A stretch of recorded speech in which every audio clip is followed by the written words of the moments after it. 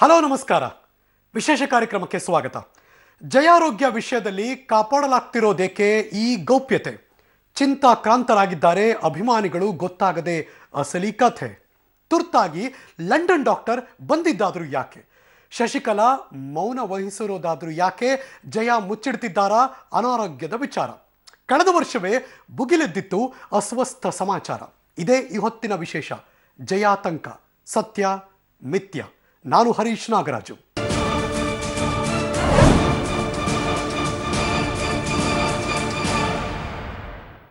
ಇವರು ತಮಿಳುನಾಡಿನ ಅಧಿನಾಯಕಿ, ತಮಿಳು ಮಕ್ಕಳ ಪಾಲಿನ ದೈವರೂಪಿ ಅಮ್ಮ. ಪುರಚ್ಚಿ ತಲೈವಿ ಜಯಲಲಿತಾ ಆಸ್ಪತ್ರೆ ಪಾಲಾಗಿ 10 ದಿನಗಳೇ ಕಳೀತಾ ಬಂತು. ಅವರ ಆರೋಗ್ಯ ವಿಚಾರದಲ್ಲಿ ನಿತ್ಯವೂ ಕೂಡ ಹೊಸ ಆತಂಕಭರಿತ ಸುದ್ದಿಗಳು ಕೇಳಿ ಬರ್ತಾನೆ ಇದೆ. ಅಮ್ಮನ ದೇಹ ಸ್ವಾಸ್ಥ್ಯದ ಸುಸ್ಪಷ್ಟ ಮಾಹಿತಿ ಯಾರೊಬ್ಬರಲ್ಲೂ ಕೂಡ ಇಲ್ಲ. ಕತ್ತಲೆಯಲ್ಲಿ ನಿಂತು ಒಂದು ರೀತಿ ಗುಂಡು ಹೊಡೆದ ಹಾಗೆ ಎಲ್ಲರೂ ಕೂಡ ಮನಸ್ಸೋ ಇಚ್ಛೆ ಮಾತಾಡ್ತಿದ್ದಾರೆ. ಹಾಗಾದರೆ ಅಮ್ಮನ ಆರೋಗ್ಯ ಸ್ಥಿತಿ ಹೇಗಿದೆ? ಆಕೆ ಚೇತರಿಸ್ಕೊಳ್ತಿದ್ದಾರಾ ಅಥವಾ ಪರಿಸ್ಥಿತಿ ಏನಾದರೂ ಹದಗೆಟ್ಟೋಗಿದೆಯಾ? ಇಲ್ಲಿದೆ ಅದಕ್ಕೆ ಉತ್ತರ ಕೊಡುವಂಥ ಪ್ರಯತ್ನ.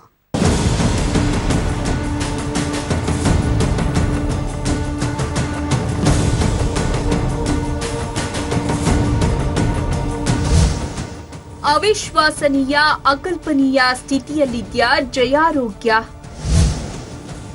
ಸರಣಿ ವದಂತಿಗಳು ತಮಿಳು ಮಕ್ಕಳಲ್ಲಿ ಹುಟ್ಟಿಸುತ್ತಿರೋದೇಕೆ ಭಯ? ಬದುಕು ಅದೆಷ್ಟು ವಿಚಿತ್ರ, ಅದೆಷ್ಟು ವಿಕ್ಷಿಪ್ತ. ವಿಧಿ ಬರೆಯುವ ಹಣೆಬರಹ ಎಷ್ಟು ನಿಗೂಢ ಅಲ್ವಾ?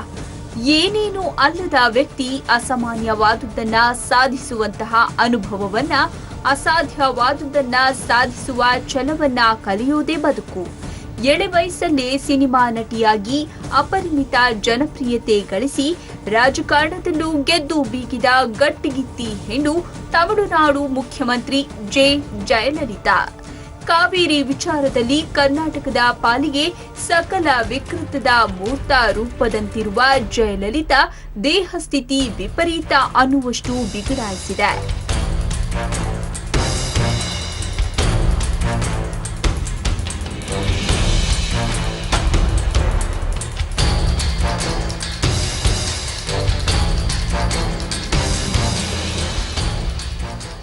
ತೀವ್ರತರ ಜ್ವರದಿಂದ ಸೆಪ್ಟೆಂಬರ್ 22ಕ್ಕೆ ಆಸ್ಪತ್ರೆಗೆ ದಾಖಲಾದ ಜಯಲಲಿತಾ ಆರೋಗ್ಯದಲ್ಲಿ ಇದುವರೆಗೂ ಚೇತರಿಕೆ ಕಾಣದಿರುವುದು ಹಲವು ಅನುಮಾನಗಳಿಗೆ ಎಡೆಮಾಡಿಕೊಟ್ಟಿದೆ. ಅಂತೆ ಕಂತೆಗಳಿಗೆ ವಿರಾಟ್ ರೆಕ್ಕೆ ಮೂಡಿ ಪುಕಾರಿನ ಕೃತಕ ಪರ್ವತವೇ ನಿರ್ಮಾಣವಾಗಿದೆ.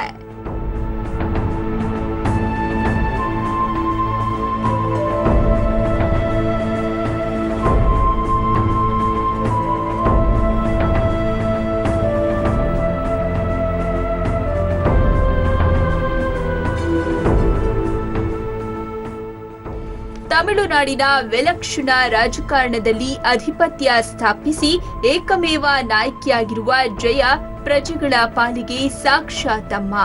ಅಮ್ಮ ಹಾಲು, ಅಮ್ಮ ಮೊಸರು, ಅಮ್ಮ ತುಪ್ಪ, ಅಮ್ಮ ಅಕ್ಕಿ, ಅಮ್ಮ ಗ್ರೈಂಡರ್, ಅಮ್ಮ ಫ್ಯಾನ್, ಅಮ್ಮ ಹೊಲಿಗೆ ಯಂತ್ರ, ಅಮ್ಮ ಸೈಕಲ್, ಅಮ್ಮ ಸೀರೆ, ಅಮ್ಮ ತಾಳಿ, ಅಮ್ಮ ಟಿವಿ.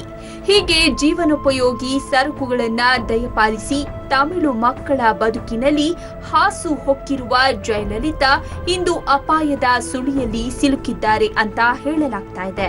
ಅವರ ಅನಾರೋಗ್ಯದ ವಿಚಾರ ಬಾಯಿಂದ ಬಾಯಿಗೆ ಹಬ್ಬಿ ನಾನಾ ಬಣ್ಣ ಪಡೆದುಕೊಂಡು ಭೂತಾಕಾರ ಸ್ವರೂಪವನ್ನ ಪಡೆದುಕೊಂಡಿದೆ.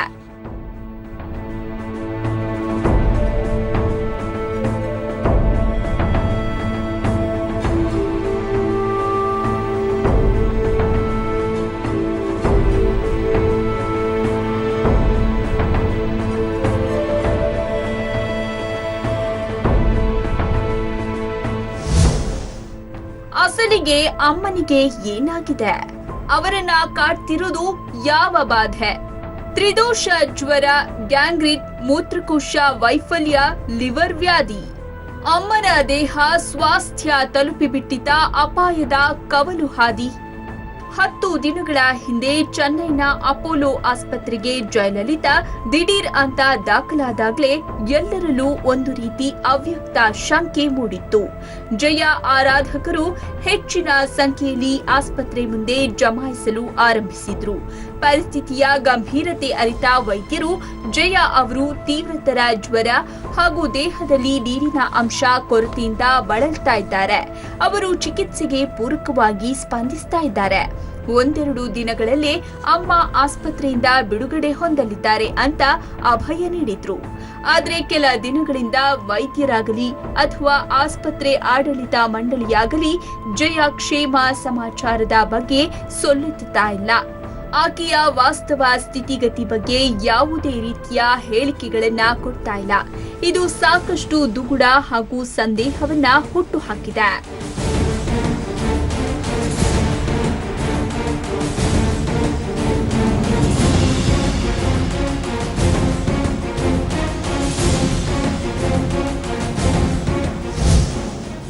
ಪುರಚ್ಚಿ ತಲೈವಿ ಜ್ವರ ಹಾಗೂ ನಿರ್ಜಲೀಕರಣ ಕಾರಣಕ್ಕೆ ಆಸ್ಪತ್ರೆ ಸೇರಿದ್ದಾರೆ ಅನ್ನೋದು ಅಪ್ಪಟ ಅಬದ್ಧ. ಅವರು ಮೂತ್ರಕೋಶ ಸೋಂಕಿನಿಂದ ಬಳಲ್ತಾ ಇದ್ದಾರೆ. ಕಿಡ್ನಿ ವೈಫಲ್ಯದಿಂದ ಅವರು ಜರ್ಜರಿತರಾಗಿದ್ದಾರೆ. ಜೊತೆಗೆ ಲಿವರ್ ಸಮಸ್ಯೆ ಸಹ ಉಲ್ಬಣಗೊಂಡಿದೆ. ಹೀಗಾಗಿ ಅವರು ಜೀವನ್ಮರಣದ ಹೋರಾಟ ನಡೆಸ್ತಾ ಇದ್ದಾರೆ.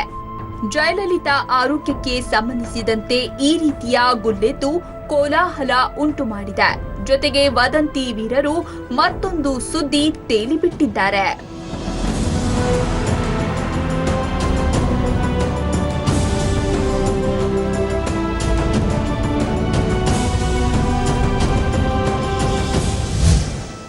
ಅತಿಯಾದ ಸಕ್ಕರೆ ಕಾಯಿಲೆಯಿಂದ ಜಯಾಗೆ ಗ್ಯಾಂಗ್ರೀನ್ ತಗುಲಿದೆ. ಅಪಾಯಕಾರಿ ಗ್ಯಾಂಗ್ರೀನ್ ರುಗ್ಣಾವಸ್ಥೆ ತಲುಪಿದೆ. ಜಯ ಕಾಲಿಗೆ ಕತ್ತರಿ ಹಾಕಬೇಕೆಂದು ವೈದ್ಯರು ದೃಢ ನಿರ್ಧಾರ ಮಾಡಿದ್ದಾರೆ. ಅವರ ಪ್ರಕಾರ ಅನ್ಯ ಮಾರ್ಗವೇ ಇಲ್ಲ. ಆದ್ರೆ ಜಯಲಲಿತಾ ಇದಕ್ಕೆ ಸುತಾರಾಮ್ ಒಪ್ತಾ ಇಲ್ಲ. ಹಾಗಾದ್ರೆ ಜಯಲಲಿತಾಗೆ ಗ್ಯಾಂಗ್ರೀನ್ ಆಗಿದ್ಯಾ? ಗೊತ್ತಿಲ್ಲ. ಯಾಕಂದ್ರೆ ಈ ಸಮಾಚಾರ ಸತ್ಯದ ಅಳತೆಗೋಲಿಗೆ ಸಿಗ್ತಾ ಇಲ್ಲ.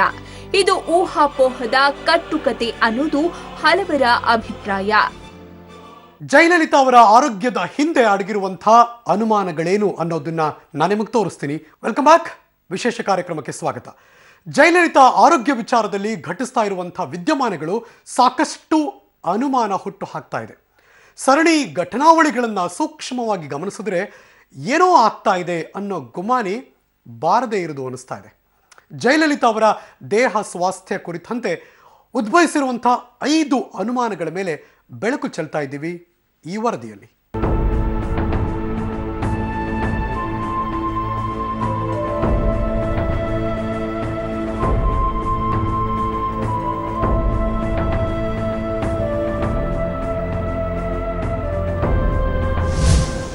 ಜಯಾರೋಗ್ಯ ವಿಷಯದಲ್ಲಿ ಕಾಪಾಡಲಾಗ್ತಿರೋದೇಕೆ ಗೌಪ್ಯತೆ?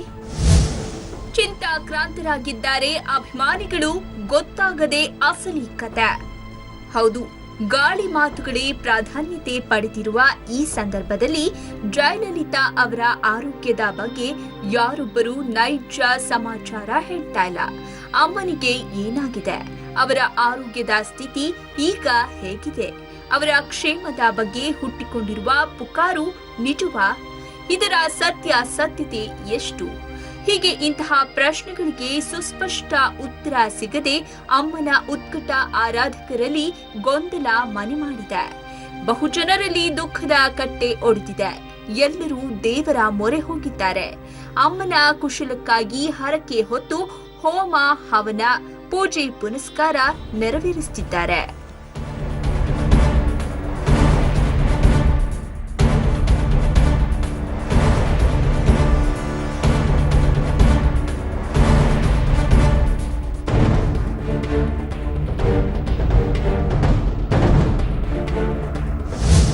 ಅನುಮಾನ 1.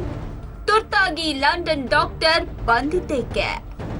ಜಯಲಲಿತಾ ಆಸ್ಪತ್ರೆಗೆ ಸೇರಿದ 1 ವಾರದ ನಂತರ ಅವರ ದೇಹಾರೋಗ್ಯವನ್ನ ಪರೀಕ್ಷಿಸಲು ಮತ್ತು ಸೂಕ್ತ ಚಿಕಿತ್ಸೆ ನೀಡಲು ಬ್ರಿಟನ್ನ ಲಂಡನ್ ಬ್ರಿಡ್ಜ್ ಹಾಸ್ಪಿಟಲ್ನ ಪರಿಣಿತ ವೈದ್ಯ ಡಾಕ್ಟರ್ ರಿಚರ್ಡ್ ಜಾನ್ ಬೇಲ್ ಅವರನ್ನ ಕರೆಸಿಕೊಳ್ಳಲಾಗಿದೆ. ಜಯ ಆರೋಗ್ಯ ಸಮಸ್ಥಿತಿಯಲ್ಲಿದ್ದಿದ್ರೆ ಡಾಕ್ಟರ್ ರಿಚರ್ಡ್ ಜಾನ್ ತುರ್ತಾಗಿ ಬರುವ ಅವಶ್ಯಕತೆ ಏನಿತ್ತು? ಅಸಲಿಗೆ ಡಾಕ್ಟರ್ ಬೇಲ್ ಅವರು ತೀವ್ರ ಉಸಿರಾಟದ ತೊಂದರೆಯನ್ನ ಗುಣಪಡಿಸುವ ತಜ್ಞ ವೈದ್ಯ. ಹಾಗಾದ್ರೆ ಐಸಿಯುನಲ್ಲಿರುವ ಅಮ್ಮ ಶ್ವಾಸಕೋಶ ಸಂಬಂಧಿ ವ್ಯಾಧಿಯಿಂದ ಬಳಲ್ತಾ ಇದ್ದಾರಾ? ಆಕೆ ಸೀರಿಯಸ್ ಆಗಿದ್ದಾರಾ?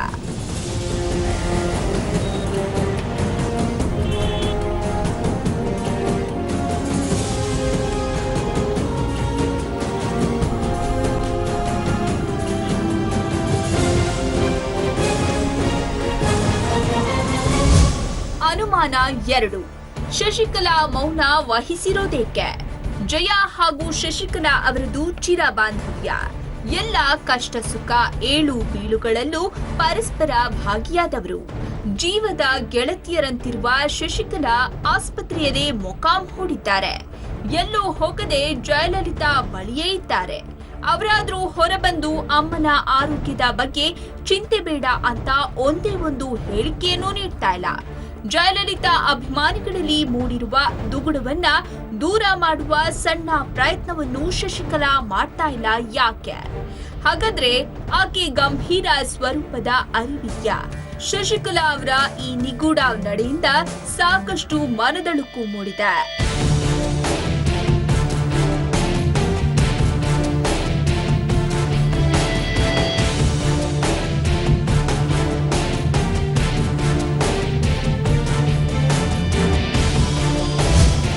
ಅನುಮಾನ 3. ಫೋಟೋ ರಿಲೀಸ್ ಮಾಡ್ತಾ ಇಲ್ಲ ಯಾಕೆ? ಮೊನ್ನೆಯಷ್ಟೇ ಕರುಣಾನಿಧಿ ಅಮ್ಮನ ಆರೋಗ್ಯ ಕುರಿತು ಕಳವಳ ವ್ಯಕ್ತಪಡಿಸಿದ್ರು. ಅಲ್ಲದೆ ಆಸ್ಪತ್ರೆಯಲ್ಲಿರುವ ಜಯಲಲಿತಾ ಅವರ ಫೋಟೋ ರಿಲೀಸ್ ಮಾಡುವ ಮೂಲಕ ಸ್ವಾಸ್ಥ್ಯದ ಬಗ್ಗೆ ಹಬ್ತಾ ಇರುವ ವದಂತಿಗಳಿಗೆ ತೆರೆ ಎಳೆಯಬೇಕು ಅಂತ ಅವರು ಆಗ್ರಹಿಸಿದ್ರು. ಕರುಣಾನಿಧಿ ಒತ್ತಾಯಿಸಿದ ಮಾತ್ರಕ್ಕೆ ಭಾವಚಿತ್ರ ಬಿಡುಗಡೆ ಮಾಡಲೇಬೇಕೆಂಬ ನಿಯಮ ಇಲ್ಲದಿದ್ರೂ ಈ ಮೂಲಕವಾದರೂ ಕಲ್ಪಿತ ಸುದ್ದಿಗಳಿಗೆ ತೆರೆ ಎಳೆಯಬಹುದಿತ್ತು.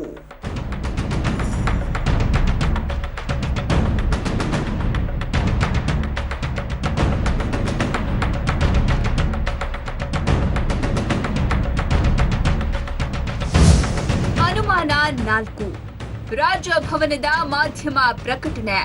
ತಮಿಳುನಾಡು ಹಂಗಾಮಿ ರಾಜ್ಯಪಾಲ ಸಿಎಚ್ ವಿದ್ಯಾಸಾಗರ್ ರಾವ್ ಶನಿವಾರ ಅಪೋಲೋ ಆಸ್ಪತ್ರೆಗೆ ಭೇಟಿ ನೀಡಿ ಜಯಲಲಿತಾ ಆರೋಗ್ಯವನ್ನ ವಿಚಾರಿಸಿದ್ರು. ಬಳಿಕ ರಾಜಭವನದಿಂದ ಮಾಧ್ಯಮ ಪ್ರಕಟಣೆ ಹೊರಬಿದ್ದಿತ್ತು. ಇದರಲ್ಲಿ ಜಯಲಲಿತಾ ಕ್ಷೇಮವಾಗಿದ್ದಾರೆ, ಅವರ ಆರೋಗ್ಯದಲ್ಲಿ ಸುಧಾರಣೆ ಕಂಡು ಬಂದಿದೆ, ಯಾರು ಆತಂಕ ಪಡುವ ಅಗತ್ಯವಿಲ್ಲ ಅನ್ನುವ ಒಕ್ಕಣೆ ಇತ್ತು. ಈ ಪತ್ರಿಕಾ ಹೇಳಿಕೆಯಲ್ಲಿ ನೈಜತೆ ಇದೆಯಾ? ಹೌದು ಅನ್ನೋದೇ ಆದ್ರೆ ವೈದ್ಯರು ಹೆಲ್ತ್ ಬುಲೆಟಿನ್ ಯಾಕೆ ಹೊರಡಿಸ್ತಾ ಇಲ್ಲ?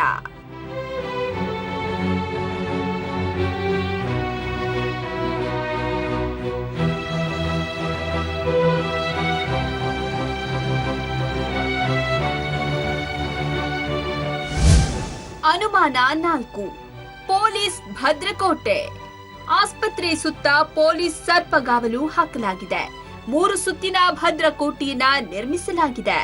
ಅಪೋಲೋ ಹಾಸ್ಪಿಟಲ್ನಿಂದ 1 ಕಿಲೋಮೀಟರ್ ದೂರದವರೆಗೆ ಬ್ಯಾರಿಕೇಡ್ಗಳನ್ನ ಹಾಕಿ ಜಯ ಅಭಿಮಾನಿಗಳಿಗೆ ದಿಗ್ಬಂಧನ ವಿಧಿಸಲಾಗಿದೆ. ಅಲ್ಲದೆ ಚೆನ್ನೈನಲ್ಲಿ ಹೆಚ್ಚು ಪೊಲೀಸರನ್ನು ನಿಯೋಜಿಸಿ ಸುರಕ್ಷತೆ ಹೆಚ್ಚಿಸಲಾಗಿದೆ. ಈ ಬೆಳವಣಿಗೆ ಕೂಡ ಸಾಕಷ್ಟು ಅನುಮಾನಕ್ಕೆ ಇಂಬು ಕೊಟ್ಟಿದೆ. ಸದ್ದಿಲ್ಲದೆ ಅಮೆರಿಕಾಗೆ ಜಯಲಲಿತಾ ಹೋಗಿದ್ರ?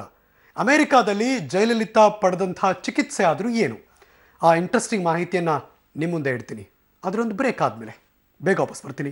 ಕಳೆದ ವರ್ಷ ಜಯಲಲಿತಾ ತಮಿಳುನಾಡಿನಿಂದಲೇ ದಿಢೀರಂತ ನಾಪತ್ತೆಯಾಗಿದ್ರು. ಎಲ್ಲಿ ಹೋದ್ರು, ಏನು ಮಾಡ್ತಿದ್ದಾರೆ ಅನ್ನೋದರ ಮಾಹಿತಿ ಬಹುಶಃ ಯಾರಿಗೂ ಇರಲಿಲ್ಲ ಅನ್ಸುತ್ತೆ.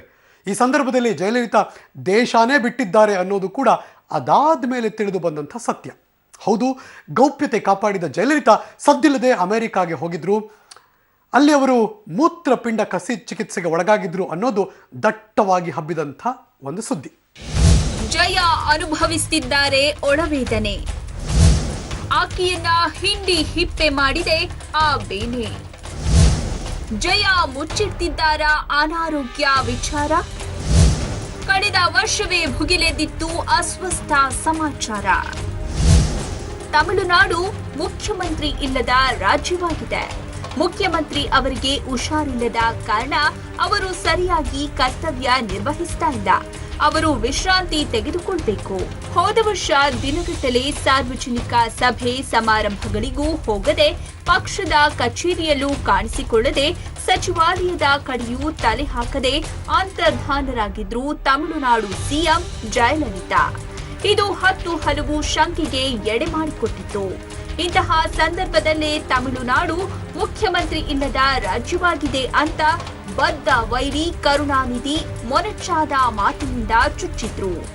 ಬಳಿಕ ಸಚಿವಾಲಯಕ್ಕೆ ಹಾಜರಾಗುವ ಮೂಲಕ ಪ್ರತಿಪಕ್ಷಗಳ ಟೀಕೆ ಟಿಪ್ಪಣಿಗೆ ಅಂತ್ಯ ಹಾಡುವ ಪ್ರಯತ್ನ ಕೂಡ ಮಾಡಿದ್ರು ಜಯಲಲಿತಾ.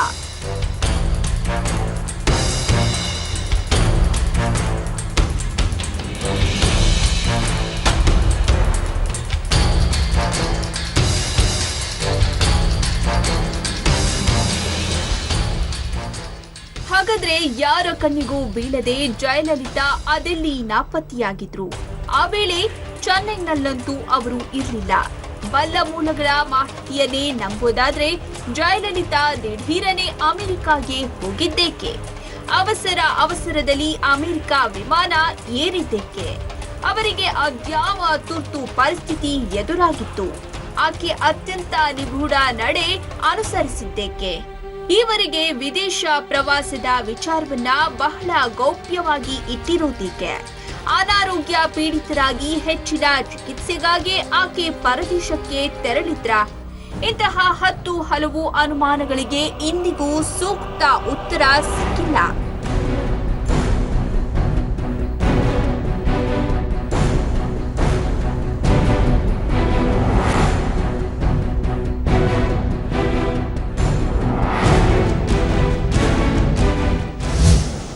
ಜಯಾಗೆ ಅದ್ಯಾವ ಕಾಯಿಲೆ ಅಟ್ಕಾಯಿಸ್ಕೊಂಡಿತ್ತು? ಏನಿತ್ತು ಅಮೆರಿಕಾಗೆ ಹೋಗುವ ಜರೂರತ್ತು? ಮುಖ್ಯಮಂತ್ರಿ ಜಯಲಲಿತಾ ತೀವ್ರ ಅಸ್ವಸ್ಥಗೊಂಡಿದ್ದಾರೆ. ಅವರ ದೇಹದ ಸ್ವಾಸ್ಥ್ಯ ಹದಗೆಟ್ಟಿದೆ. ಅವರು ಮೂತ್ರಪಿಂಡ ಅಥವಾ ಲಿವರ್ ಸಮಸ್ಯೆಯಿಂದ ಬಳಲ್ತಾ ಇದ್ದಾರೆ. ತತ್ಕ್ಷಣವೇ ಅವರಿಗೆ ಮೂತ್ರಪಿಂಡ ಅಥವಾ ಯಕೃತ್ತಿನ ಟ್ರಾನ್ಸ್ಪ್ಲಾಂಟ್ ಆಗಬೇಕಿದೆ. ಚೆನ್ನೈನಲ್ಲೇ ಇದಕ್ಕೆ ಚಿಕಿತ್ಸೆ ಇದೆಯಾದ್ರೂ ಅನಾರೋಗ್ಯದ ಗುಟ್ಟು ರಟ್ಟಾಗುವ ಭಯ ಜಯ ಅವರನ್ನ ಕಾಡ್ತಾ ಇದೆ. ಹೀಗಾಗಿ ಅವರು ಅಮೆರಿಕಾಗೆ ಹೋಗಿದ್ದಾರೆ. ಅಲ್ಲಿ ಜಯ ಅಂಗ ಕಸಿ ಶಸ್ತ್ರ ಚಿಕಿತ್ಸೆಗೆ ಒಳಗಾಗಿದ್ದಾರೆ. ಅವರೀಗ ಚೇತರಿಸಿಕೊಳ್ಳುತ್ತಿದ್ದಾರೆ. 2015ರ ಜೂನ್ ತಿಂಗಳಲ್ಲಿ ಜಯಲಲಿತಾ ಆರೋಗ್ಯ ವಿಚಾರ ವಿವಾದದ ರೂಪ ಪಡೆದು ಈ ರೀತಿ ಪುಕಾರು ಹಬ್ಬಿತ್ತು. ಅವರ 2 ಮೂತ್ರಪಿಂಡಗಳು ವಿಫಲಗೊಂಡು ಡಯಾಲಿಸಿಸ್ಗೆ ಒಳಗಾಗಿ ಕಿಡ್ನಿ ಕಸಿ ಮಾಡಿಸಿಕೊಂಡು ಕೊನೆಗೆ ಬದುಕುಳಿದ್ರು ಅಂತ ಹೇಳಲಾಗಿತ್ತು. ಚೆನ್ನೈ ಮಾಧ್ಯಮಗಳು ಜಯಲಲಿತಾ ಆರೋಗ್ಯ ಉತ್ತಮವಾಗಿಲ್ಲ ಎಂಬ ಅರಿವಿದೆ, ಆದ್ರೂ ಮೌನವಾಗಿವೆ ಎಂಬ ಶೀರ್ಷಿಕೆಯುಳ್ಳ ಲೇಖನಗಳು ಅಂತರ್ಜಾಲ ನ್ಯೂಸ್ ಪೋರ್ಟಲ್ನಲ್ಲಿ ಪ್ರಕಟಗೊಂಡು ಕೋಲಾಹಲಕ್ಕೆ ಕಾರಣವಾದವು. ಅಮ್ಮನ ಕ್ಷೇಮ ಸಮಾಚಾರ ಸಿಗದೆ ಕಂಗಾಲಾಗಿದ್ದ ತಮಿಳು ಮಕ್ಕಳು பூஜை புனஸ்கார ஹோம ஹவன நடத்திದ್ರು. ஆரோக்கியமா இருக்கிறாங்க, யாருமே பயப்பட வேண்டியதில்லை, நல்லா இருப்பாங்க, எந்த ஒரு ப்ராப்ளமும் இல்லை. பொய்யான பிரச்சனை பண்ணுறவங்களுக்கு கண்டிப்பாக தெய்வங்கள் தண்டனை கொடுக்கும். அவங்க எந்த ஒரு பாதிப்பு இல்லாத நல்லா ஆரோக்கியமாக இருக்கிறாங்க. நீரோட்டத்தில் தான் கொஞ்சம் ப்ராப்ளம் ஆனது, அதுக்கு ரெஸ்ட் வேணும். அது கடவுளோட ஈர்ப்பு ஏற்பாடுல 2015 நான் சொல்லியிருக்கிறேன் இது மாதிரி இருக்குன்னு. ಆದ್ರೆ ಅನಾರೋಗ್ಯದ ವರದಿಗಳನ್ನ ಕಪೋಲ ಕಲ್ಪಿತ ಅಂತ ಸಾರಾಸಗಟಾಗಿ ತಳ್ಳಿ ಹಾಕಿದ ಜಯಲಲಿತಾ ಜನರ ಮುಂದೆ ಬಂದು ಪರೋಕ್ಷವಾಗಿ ಕ್ಷೇಮ ಸಮಾಚಾರ ಪ್ರಕಟಿಸಿದ್ರು. ಮೂತ್ರಪಿಂಡ ಅಥವಾ ಲಿವರ್ ಕಸಿಗೆ ಒಳಪಟ್ಟವರು ಬಹಳ ಎಚ್ಚರಿಕೆಯಿಂದ ಇರಬೇಕು. ಇಂಥವರಲ್ಲಿ ರೋಗ ನಿರೋಧಕ ಶಕ್ತಿ ಕೊಂದಿರುತ್ತೆ. ಹಾಗಾದ್ರೆ ಇದೇ ಕಾರಣಕ್ಕೆ ತೀವ್ರ ಜ್ವರ, ನೀರಿನಾಂಶ ಕೊರತೆ ಹಾಗೂ ಅತಿಸಾರದಿಂದ ಅವರು ಆಸ್ಪತ್ರೆಗೆ ದಾಖಲಾಗಿದ್ದಾರಾ? ಅಥವಾ ಬೇರೆಯದ್ದೇ ಬೇನೆಗೆ ತುತ್ತಾಗಿ ಅವರು ಚಿಕಿತ್ಸೆಯನ್ನ ಪಡಿತಾ ಇದ್ದಾರಾ? ಅವರಿಗೆ ಅಂಟಿರುವ ವ್ಯಾಧಿಯನ್ನ ಆಸ್ಪತ್ರೆ ವೈದ್ಯರು ಹೆದರಿಕೆಯಿಂದ ಮುಚ್ಚಿಡ್ತಿದ್ದಾರಾ? ಗೊತ್ತಿಲ್ಲ. ಆದ್ರೆ ಜಯಲಲಿತಾ ಆರೋಗ್ಯ ಮೊದಲಿನಂತಿಲ್ಲ ಅನ್ನೋದಂತೂ ಸತ್ಯ. ಜಯಲಲಿತಾ ಆರೋಗ್ಯದ ಹಿಂದೆ ದಟ್ಟ ಅನುಮಾನಗಳು ಹರಡಿದೆ. ಎಲ್ಲ ಪ್ರಶ್ನೆಗಳಿಗೂ ಕೆಲವೇ ದಿನದಲ್ಲಿ ಉತ್ತರ ಅಂತೂ ಸಿಗುತ್ತೆ ಅನಿಸ್ತಾ ಇದೆ. ಇದೇ ಈ ಹೊತ್ತಿನ ವಿಶೇಷ. ನೆನಪಿರಲಿ, ನ್ಯೂಸ್ ಅಂದರೆ ಪಬ್ಲಿಕ್ ಟಿವಿ.